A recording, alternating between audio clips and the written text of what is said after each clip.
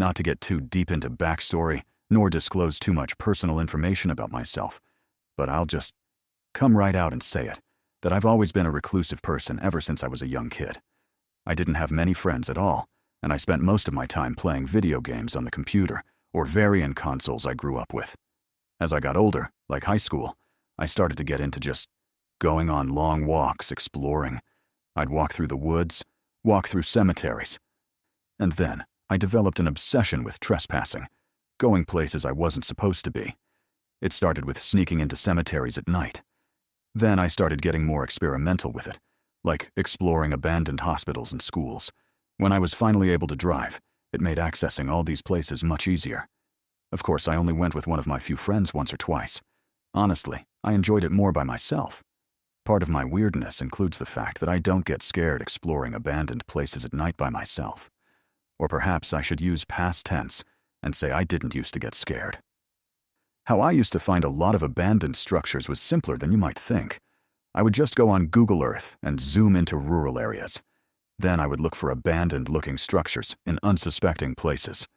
I would then make a list of 5 to 10 locations of these structures and try to visit them all in one day. Sometimes they wouldn't be abandoned at all, but I eventually got pretty good at gauging which ones would be. This hobby involved a lot of walking through woods. And yes, before you ask, I did have a job. I worked a minimum wage job as a stock boy at a supermarket. So when I wasn't doing that or in school, a lot of time I was doing this. One of the places on my list one day turned out to be an abandoned little church. I had to park on a dirt road and get out of my car to walk. It was about a 10-minute walk. I'd always wear jeans and boots so that I travel faster through the woods without hurting myself. I started noticing old rusted garbage cans and other junk scattered in the woods, indicating I must have been close. And then I saw the clearing in the distance, approaching along with a structure. And there it was, some dilapidated old church sitting in a random clearing in the woods. It had an old well right in front of the building. I walked over to it to see if it had been sealed, but surprisingly, it hadn't been. I looked down, and it was so deep that it was pitch black down there. When I stopped and listened, though, I heard something down there. It was a faint clicking sound. It happens like on a rhythm, one click after 2 seconds. It didn't sound like water droplets. The best I could describe it is a stick being tapped on a stone wall. Curious, I stared down for longer than I probably should have, kind of like I was hypnotized by the sound. But eventually, I broke out of my daze and decided to go inside the church. I stepped onto the creaking wood porch, and the rotted boards gave slightly under my weight. The large double doors were ajar. Not surprising. Out of all the abandoned structures I'd visited, unless it was a very well-known one posted frequently, and on subreddits, there wouldn't really be anyone boarding these places up. I pushed one door open further, which led to a loud groan that echoed through the trees. The air inside was thick with dust and the scent of old wood. Light poured through the shattered stained glass windows. Some of the pews were overturned, or were missing entirely. The pulpit stood crooked at the front, and behind it, an arched doorway led further into darkness. I did the usual, scanned the inside with my flashlight, and took a few pictures from my archive on my digital camera. There was an eerie beauty to the decay, a holy place like a church near ruin. It was beautiful but tragic. I walked slowly toward the back of the church where the arched doorway was. I stepped through it and found a narrow hallway that led to what looked like old storage rooms. One door was missing entirely, and the others were splintered or hanging off their hinges. Cobwebs clung to the ceiling everywhere. And then I saw, at the end of the hallway, was a stairway leading down into the basement. Jackpot, I thought. Like I said, I used to not let anything scare me. Nothing within reason, at least.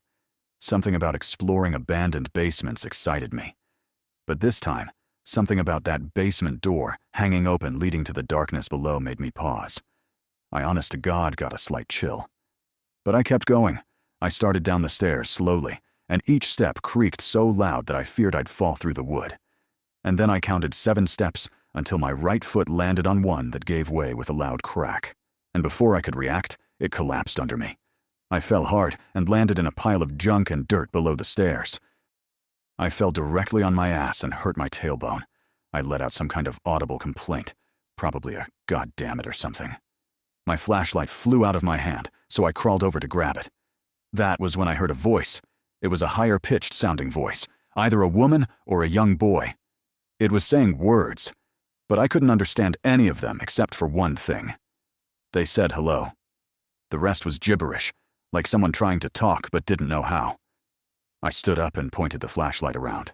It was just an old basement, some busted furniture, mostly CS, a dirt floor, stone walls. But then I saw a tunnel in the wall. It looked like it was dug out by hand. As I approached it, I realized the voice was coming from down there. I started walking toward it. I was being dumb, but I had to know what it was. I stepped just a couple of steps inside the tunnel and looked around. The walls were rough, not smooth. It had definitely been dug out with a shovel by hand. My flashlight started flickering and I nearly had a heart attack. I hit it a few times and it stayed on. Doing so made a louder noise than I anticipated, though. The voice got louder, still just gibberish with that same weird tone, but I can now confirm it was coming from deeper inside this tunnel. And then it stopped. Everything was quiet for a few seconds. Then I heard a click. 2 seconds later, another click. Same rhythm and sound as the well, and the sound echoed. These clicks and the gibberish echoing voice were getting louder. My heart was now in my throat. So I turned and ran back. I reached the stairs and remembered one of the steps was broken. I found it easier to grab the sides of the stairs and pull myself up instead of trying to hop over the broken step. My flashlight dropped, but it didn't matter. I was leaving the basement back to the light of the upstairs. I got to the top and didn't look back. I ran through the hallway, through the main room, and out the front doors. I ran past the well and stopped for a second. The clicking sound was gone. There was no noise at all. Come to think of it, it was dead silence. I didn't even hear any birds. I looked down the well one more time, still pitch blackness. With that, I turned and ran through the woods, making it to my car much faster than I made it to the church, albeit completely out of breath. I cut the day short and didn't explore the other places on my list. This was just one of those experiences where you don't know what to think and you just drive home in silence with the music off. I didn't give up my hobby of exploring entirely, but I took a break. I was admittedly very spooked. I hope it was just some other kids exploring in there trying to mess with people. But I don't know. When I think about it, that sounds really unlikely. Plicor. This happened to me a while ago and is still stuck in my mind. Me and my friends often like to be in the outdoors. I'll refer to my friends as John and Anthony. We were bored and decided to go fishing deep in the woods near some farmland. We were chased out by a farmer and his dog. We tried to hide, but his dog found us, and he threatened to call the police even though he was already on the phone with his friend, which we found weird. Honestly, we kind of found it funny. So, for whatever reason, we thought it would be a good idea to go back the next day and sneak onto the property to explore it. It was nearing about an hour before dark, and this property was huge, acres upon acres. We had to hike through some deep wood similar to the one we had been fishing in before. Although we scoped it out on Google Maps, it was still easy to get lost. I remember thinking to myself that we should be out of there before dark. At first, everything seemed normal, and I wasn't getting any bad gut feelings. We were admiring the horses and petting them. I remember thinking it was weird having all this farmland and only horses. I compared it in my head to my uncle's farm, which is a lot smaller, but has about 10 different types of animals, not just one. I just brushed it off and thought that maybe the owner specialized in horses. After walking through the woods, we reached the fence bordering the property. John was leading the way, I was in the middle, and Anthony was behind us. This is when we stumbled upon a run-down house with multiple trophy cars and a broken-down RV. We were shocked at the discovery and snuck around some of the cars. There was also a very creepy run-down shed. It was crazy to see. I even took this video. Corvette Raptor Bentley. Holy. There were multiple Porsches, Range Rovers, Ford Raptors, Bentley sports cars, Corvettes, and Ferraris. The deeper we got and the more cars we saw, we realized we probably shouldn't be seeing this, since some of the cars were parted out. We suspected it was probably a criminal ring stealing cars. After we had seen all the cars, John decided it was a good idea to explore the inside of the camper. While Anthony kept lookout, I held the door open for John since he's kind of the smallest, so I thought he would be best suited to explore it. There was evidence somebody was living there. Fishing rods, fresh food, bedding, and other stuff. Although the camper was run down, we understood it was somebody's home, so we got out of there. I forgot to mention, there were also car tires inside. We were not there to break or destroy anything. Just look around. We snuck around to the back of the property where all the cars were. There were side-by-sides, and we made the connection that they were probably used to run the property. There was also a run-down shed, and when we went inside the back of it, we caught a foul, horrible smell. We kinda just brushed it off and laughed, joking that maybe it could be a body. None of us really believed it, though. Then we heard the gate at the entrance of the property open and slam. It was about 1,000 FT away. We were heading back to the wood line because we didn't want anyone to see us, and that's when a van turned onto the street we were on. It was nearing dusk, and the headlights were on. So we sprinted through the woods, not sure if he saw us. This is when we probably should have left, but we decided to explore the other side of the property. After walking along the outskirts and hiking through more woods, there were a lot more horses, but we finally got to the main house of the property. Again, it seemed very run down. About 25 FT to the right was another camper, or at least what looked like a camper. It was massive, about 50 FT long, and probably hadn't moved in 50 years. We almost missed it because it was completely covered in vines. Right next to it was another rundown jet ski, also covered in vines. We managed to get the door open, but didn't want to make too much noise since we were so close to the main house. Even though it seemed abandoned, we wanted to be cautious, not just because we were trespassing, but because there was similar suspicious stuff on both ends of the property, which I could only assume was connected to the car stealing ring. I knew if we were caught, it would be a problem. We snuck around the house and saw what was probably the most luxurious car on the property. Although it was run down and old, it was still an amazing sports car, a Ferrari. I didn't get a picture or video since we were still near the main house and the horses were making a lot of noise. We got sketched out on the far end of the property.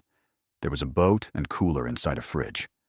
John looked around the boat, and the cooler was about 15 FT into some very thick vegetation.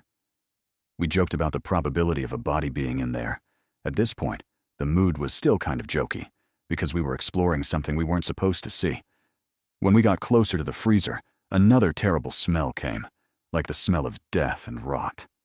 We decided to back off, assuming the worst, and didn't want to open it in case there was something we really didn't want to see in there. We got a bad vibe, and we were on our way back when Anthony started hearing things. We paused and listened with him, and we heard the noises too. I can't really describe them. I don't know if they were just normal wood noises or if everything just seemed amplified because we were paranoid. The vegetation was about head high, and there was a rock that each of us took turns standing on to get a better view of the property. When John went up there, we were still laughing and joking. Then he turned to us looking like he had just seen a ghost. He wouldn't speak, so I decided to get on the rock and look for myself. What I saw is seared into my brain. Over the vegetation, I saw a man sitting at a table with a black cat. That wasn't the scary part. When I looked at his face, there was no hair, no eyes, no mouth, no nose, no facial features at all. You can call me crazy, but I know what I saw. We were about 50 FT away, and it felt like the man was staring at us, but we genuinely couldn't see his eyes since he had no features. There was also a woman with him who made direct eye contact with me, and that was the moment she started running in a direction to cut us off from the property. I don't know if the man's featureless face was real, or if he had white medical tape or bandages covering it. I still can't decide, but his face was pure white, and his head was very small. I still can't get it out of my head. After that, it was still dark, and we had a long hike through the woods to get back to where we came from. We felt as if we were being followed almost the whole way, and we almost took a route that was too meow just to get away. There were weird noises like stomping feet, galloping, and screams. We tried to be quiet through the woods, but also tried to move quickly. We ended up making it back and made sure we weren't followed. I genuinely still don't know what that was, or if it was human. But I can't get this experience out of my head. And I know none of us will ever go back. I went to a quarry in McKinney, Texas, and I will never go back there again after what happened to me. Here's a little backstory, so this will make sense. The first time I went to this quarry, it was pretty sketchy. Me and a couple of my friends, Josh and Miles, went to this quarry for cliff jumping, since we had seen some YouTube videos of people cliff jumping at it. and we found out that it was only about a half-hour away from where we lived. Both Miles and I are old enough to drive, me being 16 and Miles being 17. So we thought that it would be a really good idea to go. Once we got to the quarry, it had a really sketchy vibe to it. There was a small dirt road that led up to the quarry, which made a circle around it. To the left were these ghetto-looking white buildings, which were pretty much just white metal boxes. And to the right was the fence that surrounded the rock path that led to the quarry. We drove down this road in Miles' Jeep. And there were tons of signs saying stuff like "No trespassing" or "Warning blasting zone." And there was even this big white piece of cardboard that read, "Trespassers will be shot on sight." It's important to note that in Texas, people can legally shoot you if you're on their property, but it just doesn't really happen much. We decided to drive back to the beginning of the road, where there was this gravel parking lot by an old building, which looked like it hadn't been touched in years. Miles parked the car, and we all reluctantly got out of the car and began our walk to the quarry. While we were walking, a truck drove right past us, and the driver just kind of looked at us with a blank expression on his face. Honestly, it was pretty scary when the car passed us, but the fact that he didn't do anything made us think maybe they don't care too much if we're on their property. We kept on walking, and then we came to the fence where we were supposed to jump to get onto the rock path that led to the quarry. We went to the smallest cliff jumping spot first and saw a pretty big snake swimming in the water after the first 10 minutes of being there. So we decided to wander further down the quarry, where we saw a decent-sized cliff about 35 to 50. After depth checking it, we spent about an hour cliff jumping there before we got bored and moved on to the next cliff. We were at the very end of the quarry, and we were walking down a path to get to a bigger spot when we saw a black Hummer stop. The lady in the Hummer was probably in her mid-30s. She rolled down the window and yelled, "What are you doing on my property?" It honestly kind of shocked us all, and I responded with saying in an innocent voice, "What do you mean? We thought this was public property." She knew we were lying straight to her face and yelled at us some more. Then she said something that I'll never forget. She picked up her phone and said, "John, get the gun." Me, Miles, and Josh all froze. We were scared to death. She said to follow her and drove slowly down the path about 20 F towards to a gate. We decided to follow her. We were all saying that we were so sorry and that we would never come back again. And she let us go after saying the cops are on their way, so you better haul ass that way before they get here, and pointed towards the dirt path that led us away from her property. We told her thank you and ran faster than any of us thought we could. Then we got in the Jeep and drove away. I wish this was the end of the story, but it isn't. A couple of months later, Miles asked me if I would ever go to the quarry again, and I reluctantly told him that if we had a bigger group together, then I would go. We got a group of 5 together and went back to the quarry in my car. I drove, and after about an hour, we arrived at a church, which we would be parking at, which was about 2 minutes away from the quarry. We didn't want the lady somehow seeing our car and getting our license plate number. We walked down the dirt road that led to the quarry and passed by a few cars. One car stopped next to us, and a guy who was probably in his early 20s told us to watch out for a black Hummer. We laughed and told him the story of what happened the first time that we went to the quarry. And then we were back to walking down the dirt road. We jumped the fence that surrounded the quarry and decided we would just go to the second spot, so that we would at least be a tiny bit out of sight of the dirt road. We were at the spot for about an hour and having fun when a silver van pulls up at the end of the dirt road, about 25 YD away. It wasn't the black Hummer, so we weren't running away just yet. But we were getting our stuff ready in case we had to run. It was for the most part out of our sight due to trees being in between us and the van. We waited there for about a minute and thought that the guy was just doing something in the car when we heard 2 loud gunshots really close to us. The gunshots scared us half to death. The exit of the quarry was not very close, probably about 300 YD and about 125 YD to get on the main dirt road, which led off the property. I led the way with my friend Aiden trailing not far behind me. I heard more gunshots about 40 yards away, and it sounded like he had shot about 8 shots so far. But when I looked back, I couldn't see the guy who was shooting at us. We got to the fence and jumped it, and we were now on the main dirt road that led to the exit. Out of pure luck, the guy we had talked to earlier, who had warned us about the black Hummer, was in his white truck on the dirt road. We begged him for a ride, and he gave us a ride back to the end of the property. We thanked him and then ran back to the car. We all got in the car and drove away, never to see that quarry again. Music. Back in 2018, my cousin Ryan and I were really into urban exploration. We had been to old factories, shuttered schools, and forgotten farmhouses that looked like they were one good windstorm away from collapsing. We were not stupid about it. We checked floors before walking on them, wearing masks where there might be asbestos, and avoided any place that seemed like it might be actively guarded. Still, there was one place we'd been talking about for months that neither of us had worked up the nerve to try: the big abandoned house on the shore of Lake Harlow. It was the kind of property you only ever saw from a distance, sitting far back from the main road, behind a set of tall iron gates that had been bent inward years ago. Pines and brush had grown wild around the driveway, hiding most of the place, unless you caught a glimpse through the trees while driving past. Local rumors about the place were endless. The most common story was that a wealthy family had lived there in the 90s before suddenly disappearing. People claimed they'd left in the middle of the night without taking anything. Furniture, clothes, dishes, even family photos were supposedly still inside. Theories range from financial ruin to witness protection to something even darker. No one had ever bought it afterward, and the property had just sat there decaying for more than 2 decades. The afternoon we went, the weather was gray and still. We parked at a hiking trailhead about a half-mile from the property, and we walked in through the woods to avoid being seen from the road. As we got closer, the roofline appeared through the trees, and I realized just how big the place really was. 3 stories with tall windows and a wide wraparound porch, all in various stages of rot. Paint peeled off in long strips like sunburnt skin, and sections of the porch sagged inward. We circled around to the back, moving quietly in case there was anyone nearby. The back door was unlocked, and the moment we stepped inside, the air changed. The air was still and smelled faintly of lake water and dust. The kitchen was the first thing we saw. It looked like a movie set, frozen in time.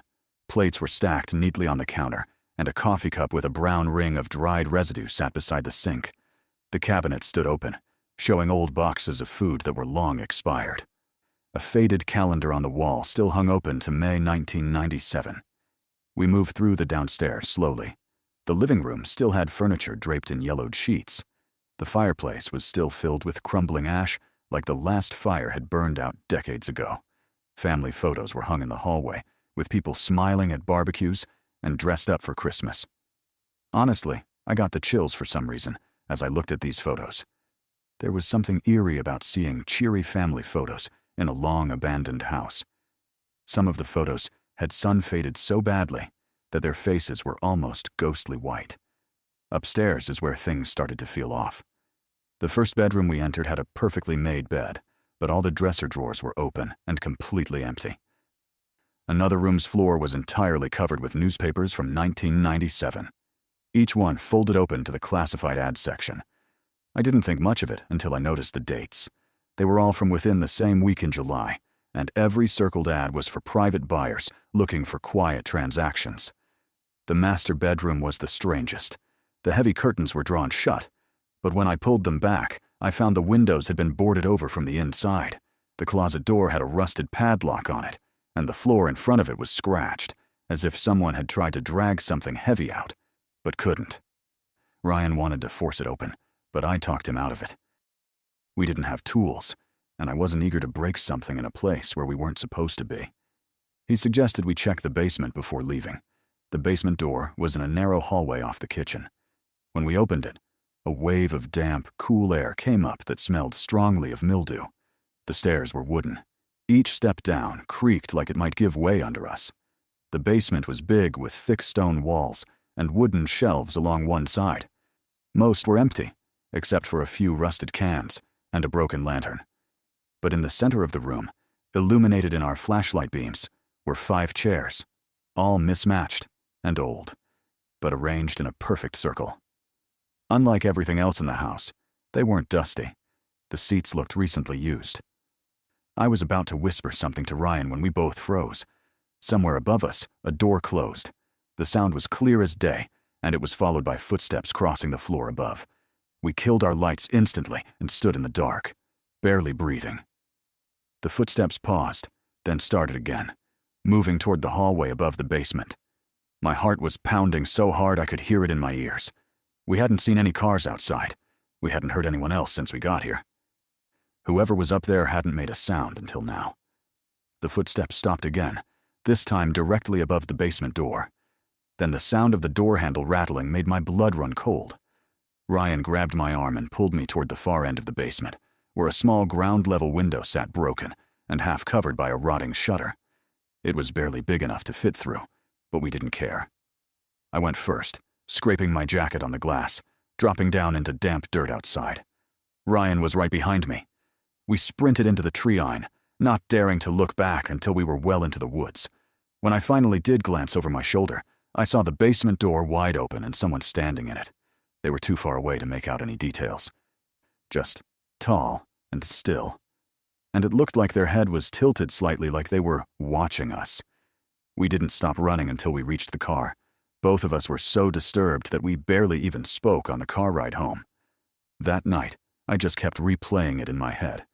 Everything from the chairs to the footsteps to the locked closet, and then that horrifying image of that figure on the porch. So, a couple weeks later, Ryan called me and told me that after he made a post in a Facebook group asking if anyone knows about the history of that house, an older guy responded to his post saying that there have been sightings of someone in that house. And the first guess would of course be a squatter. However, that wouldn't explain the strange, almost ritualistic-looking circle of chairs in the basement. At this point, it's not my problem to worry about. Just happy we got out of there in one piece.